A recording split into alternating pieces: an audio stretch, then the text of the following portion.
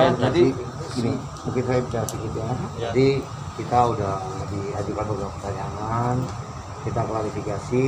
Jadi mungkin selanjutnya dari pihak kuasa hukum kami lah menjelaskan lebih detail dan sesuai dengan apa yang terjadi gitu ya. Jadi mungkin gini, hanya kita tadi singkat ya. Sebenarnya hanya ada 15 pertanyaan. 15 pertanyaan itu juga tadi 1 jam dan itu hanya sifatnya undangan untuk klarifikasi. Gitu. Jadi sudah jelas kita mengklarifikasi dan kita juga mempertanyakan. Pertama, legal standing dari laporan tersebut. Yang kedua, ya kan, Pak Dipo sendiri tidak pernah merasakan apa yang dituduhkan atau disangkakan. Jadi klarifikasi tadi udah clear banget. Kemudian yang ketiga juga kita mempertanyakan apa sih yang dimaksud dengan penelantaran anak, tepat apa tidak unsurnya, dasarnya gitu. Jadi Pak Dipo balik lagi berkeyakinan tidak melakukan apa yang dituduhkan, jadi nggak kenal lah gitu. Mungkin itu aja. Jadi tadi udah jelas terklarifikasi bahwa tuduhan itu tidak tepat sasaran, itu aja, clear ya. Ya Bang Dipo, terkait pra peradilan sendiri itu gimana Bang Dipo? Nanti ya, Ini Pak Dipo langsung aja ke nanti ya. Makasih Mas Dipo. Terima kasih ya.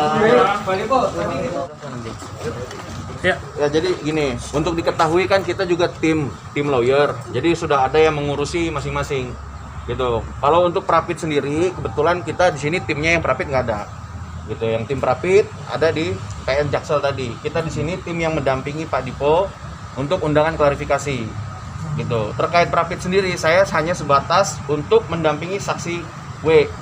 Gitu. Jadi kalau mau menanyakan soal putusan Prapit tadi seperti apa dan bagaimana, mungkin bisa ditanyakan ke rekan sejawat kita di sini. Itu aja.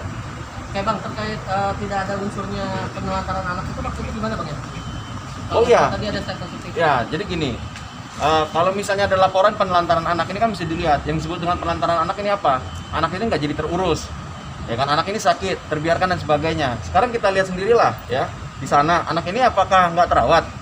Ya kan, apakah anak ini dalam kondisi yang sakit-sakitan gitu. Terus kita juga lihat legal standingnya, dasar hukumnya di mana bahwa Pak Dipo melakukan penelantaran anak gitu. Jadi tadi kita tanyakan, ternyata dasar hukumnya tidak, kurang tepat menurut kami gitu, sehingga kami minta itu dikaji lagi. Mungkin itu. Oke, lalu terkait pihak sebelah sana menyebutkan jika Pak Dipo tidak mau melakukan tes DNA, itu bagaimana Bang?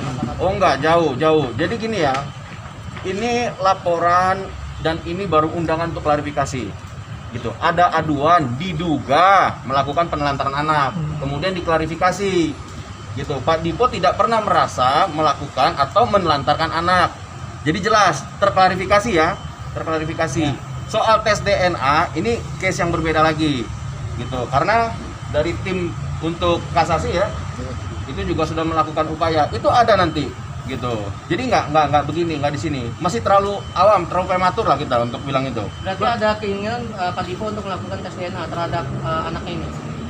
Itu nanti beban pembuktian itu. Gitu. Itu mungkin nanti. Ini masih terlalu jauh lah. Gitu. Dan itu kan juga memang keinginan Pak Dipo dari awal untuk mengetahui itu gitu. Tapi nggak kayak gini lah caranya. Bang, kalau Pak Dipo merasa tidak menelantarkan anaknya, apakah ada biaya yang dikirimkan kepada pihak sana untuk membiayakan anak atau kayak gimana? Nah, itu ditanyakan pihak sana. Beban pembuktiannya kan di sana. Dipo nggak merasa bahwa membiayai tiap bulan nafkahnya? Jadi gini, kalau itu kan nanti ini kan hal yang berbeda lagi.